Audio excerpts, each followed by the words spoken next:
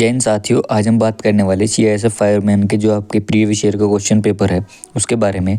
हम बात करेंगे जो आपका 2023 में आपका क्वेश्चन पेपर था 23 सितंबर 2023 का शिफ्ट 1 का, उसके बारे में आज हम बात करेंगे। इसमें केवल हिंदी के जो क्वेश्चन थे उसके बारे में।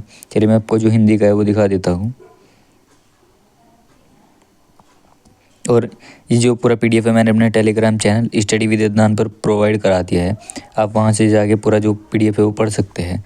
देखिए जो आपके सामने पहला क्वेश्चन है वह वयवंत का अर्थ क्या होता है, यानी कि किसी चीज़ में जो कि बाधा उत्पन्न करता है उसको क्या कहते हैं। जो इसमें ऑप्शन सही होगा वो ऑप्शन नंबर 4 यानी कि बाधा।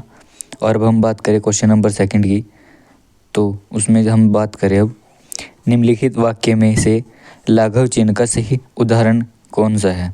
तो आपको बताना है जो लाघव चिन्ह है उसको पहचानना है कौन से जो ऑप्शन में है वो यूज़ हुआ है।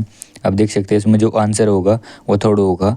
उसी तरीके से आप अपना पूरा जो क्वेश्चन पेपर है लास्ट तक देखते रहिए, आपको आइडिया लग जाएगा कि आपके जो हिंदी का जो पार्ट है वो कैसा आता है। हम बात करें क्वेश्चन नंबर 3 के, निम्नलिखित में कौन सा विषम बोधक शब्द है। आपको विषम बोधक शब्द है वो पहचानना है। आप देख सकते हैं और मेरे, बाप रे, या मुझे, इसमें जो आंसर होगा बाप रे, और आंसर नंबर 3 होगा। इसी तरीके से हम बात करें क्वेश्चन नंबर 4 की, तो 4 में हम बात करें निम्नलिखित में से सिंह के पर्यायवाची शब्द क्या होगा। तो आपको सिंह का जो है पर्यायवाची शब्द पहचानना है। हालांकि जो ये सिंह का है ये ऑलमोस्ट सभी बच्चों को पता होता है। इसमें जो होगा केसरी आंसर आपका होगा ऑप्शन नंबर ए। उसी तरीके से आप अपना पूरा जो है सेट है वो देखते रहिए।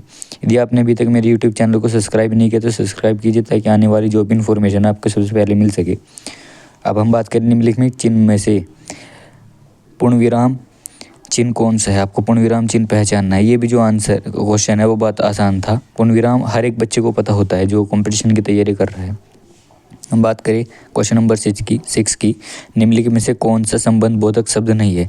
आपको संबंध बोधक शब्द नहीं वाला पहचानना है। क्यों, तरफ, आगे से, और। तो इसमें जो आंसर होगा वो क्यों होगा, ऑप्शन नंबर ए। अब हम बात करें क्वेश्चन नंबर 6 की, तो इसमें होगा निम्नलिखित में से उत्तर के अनेकार्थी शब्द क्या होगा। हालांकि ये भी जो आंसर है सबको पता होगा। इसका जो ऑप्शन नंबर पहला होगा हल। हल जो होता है वो उत्तर के अनेकार्थी शब्द होता है। हम बात करें क्वेश्चन नंबर 8 की, नवयुवक शब्द में कौन सा समास है। तो इसमें आपको पहचानना है। इसमें अधिकरण तत्पुरुष, संपादन तत्पुरुष, कर्मधार तत्पुरुष या संबंध तत्पुरुष। तो इसमें जो ऑप्शन होगा ऑप्शन नंबर 3 कर्मधार तत्पुरुष जो आपका समास होगा। हम बात करें क्वेश्चन नंबर 8 की, उचित शब्द चुनकर वाक्य पूरा कीजिए। तो इसमें होगा 10 डैश पैदल चलना आसान नहीं है। 10 कोस, 10 कोस या जल। तो इसमें ऑप्शन नंबर जो होगा पहला होगा 10 कोस। ध्यान रहे इसमें जो स्पेलिंग है वो आपको देखनी है कि कैसे लिखा गया है। जो इसमें है वो आपसे ऑप्शन में भी पूछ लेता है कि निम्नलिखित शब्द को सही वर्तनी पहचानिए। हम बात करें क्वेश्चन नंबर 10 की, तो इसमें जो आपको देख लेना है कुप्रभाव का विलोम शब्द क्या होगा। तो इसमें सुप्रभाव होगा। इसी तरीके से क्वेश्चन नंबर 3 होगा सुप्रभाव। हम बात करें क्वेश्चन नंबर 11 की, इसमें आपको देखना है शब्द मानसिक के कौन सा प्रत्येक होगा, इक, कै, एक या सिक। तो इसमें होगा छोटी ई और कै, इक। तो इसमें आपको देख लेना है। इस तरीके से हम बात करें क्वेश्चन नंबर 12 की, उचित शब्द चुनकर वाक्य पूरा कीजिए। वह डैश का काम करता है, नाई, नई, नाई या फिर नई। तो इसमें आपको ध्यान रखना है न आके मात्रा और बड़ी ई लगी हुई है। ये जो आपको ऑप्शन होगा ऑप्शन नंबर 3 आपका बिल्कुल राइट आंसर होगा। उसी तरीके से हम बात करें क्वेश्चन नंबर 13 में आपको देखना है अंधों को काना राजा लोकोक्ति का उचित शब्द बताइए। यानी कि अंधे में काना राजा लोकोक्ति का उचित शब्द बताइए।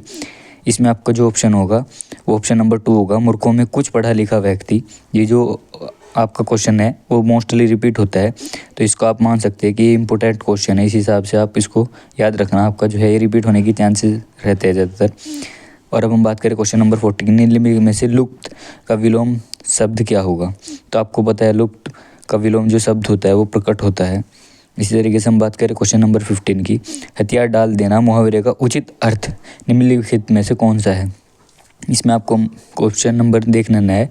खुश होना ये तो होगा नहीं, हार मान लेना ये हो सकता है, प्रभाव जमाना ये भी नहीं है, या दुविधा, तो ऑप्शन नंबर आपका 2 होगा, हार मान लेना यानी कि हथियार डाल देना।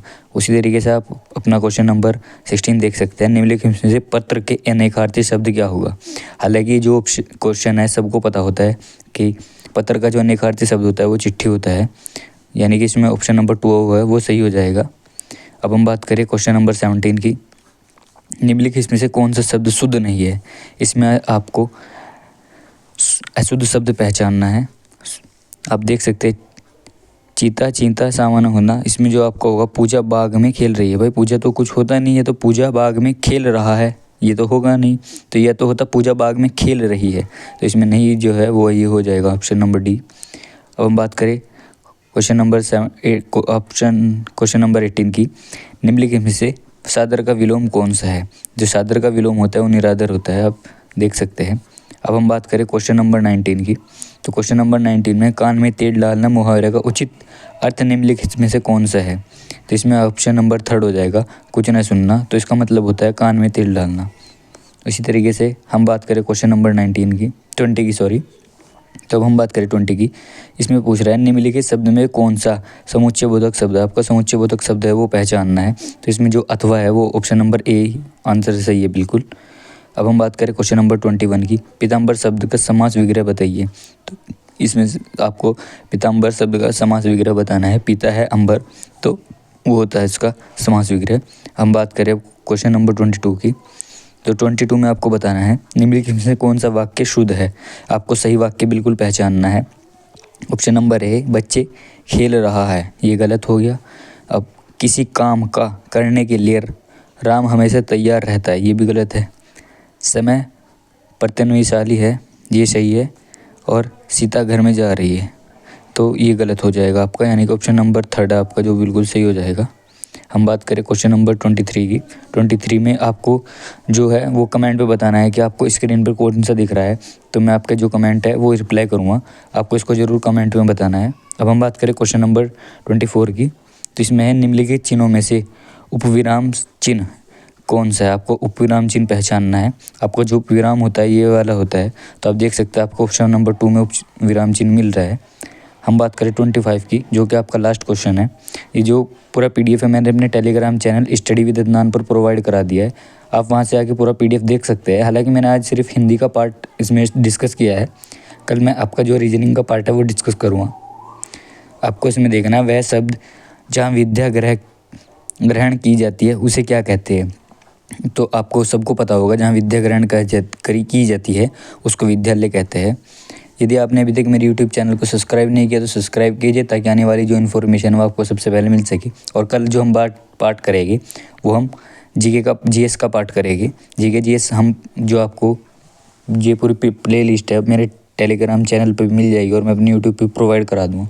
यदि आपने अभी तक मेरे चैनल को सब्सक्राइब नहीं किया तो सब्सक्राइब कीजिए, ताकि आने वाली इन्फॉर्मेशन आपको सबसे पहले मिल सके।